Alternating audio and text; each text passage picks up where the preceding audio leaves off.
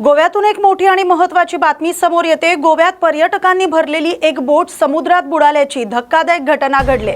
या दुर्घटनेत 23 जणांचा मृत्यू झाला असून 40 जणांना सुरक्षितपणे वाचवण्यात यश आले। 64 जण अद्यापही बेपत्ता असल्याचं सांगितलं जातंय।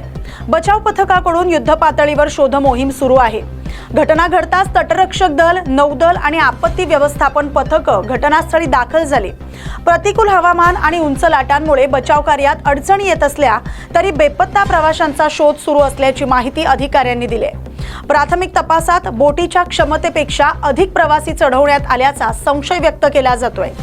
सुरक्षेच्या नियमांकडे दुर्लक्ष, अपुरी सुरक्षा व्यवस्था आणि प्रवाशांची संख्या नियंत्रणात न ठेवणं ही दुर्घटनेमागील प्रमुख कारणं असल्याची शक्यता वर्तवली जाते।